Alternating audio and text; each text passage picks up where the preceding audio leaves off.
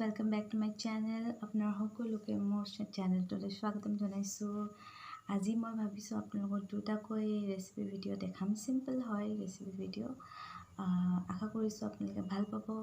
ভাল পালে মোৰ চেনেলটো সাবস্ক্ৰাইব কৰি দিব আৰু এটা লাইক কৰি দিব আৰু এটা কমেন্ট কৰি দিব। বহুত ভাল লাগিব। তেন্তে বলক আমি ৰেচিপি ভিডিওটো আৰম্ভ কৰো। আজি আমি বনাম এয়া আঙুলি পিঠা। এই চাউলখিনি মই তিয়াই থৈছিলোঁ অলপ সময়ৰ কাৰণে, জহা চাউল হয়।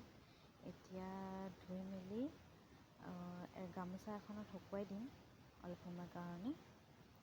এয়া এই গামোচা এখনত ভালদৰে এনেকৈ দি লৈ এনেদৰে মেলি ঠিক এনেদৰে মেলি শুকুৱাই দিম। ঠিক এনেদৰে এয়া এইখিনি ভালদৰে মেলি দিলোঁ। এয়া এইখিনি শুকালে এয়া এতিয়া মিক্সাৰ জাৰটোত দি লৈ আমি পিচি ল'ম ভালকৈ, তাৰপিছত চালি ল'ম ভালকৈ। এয়া পিছা হৈ গ'ল। এতিয়া আমি ইয়াতে নি চালনীটোত দি এয়া চালি ল'ম। এতিয়া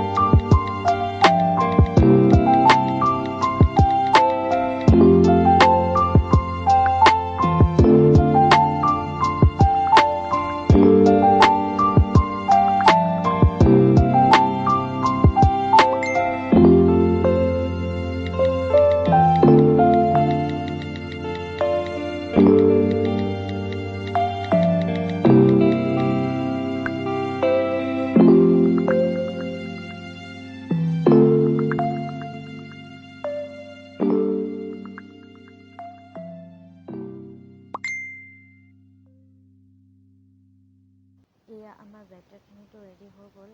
অকণমান পাতলা কৰিবলৈ বহুত ঠিক হৈছে, সেইকাৰণে অলপ পাতলা কৰি ল'ম। তাৰপিছতে এতিয়া ৰেডি হৈ গ'ল বনাবলৈ এয়া আমাৰ চিলা।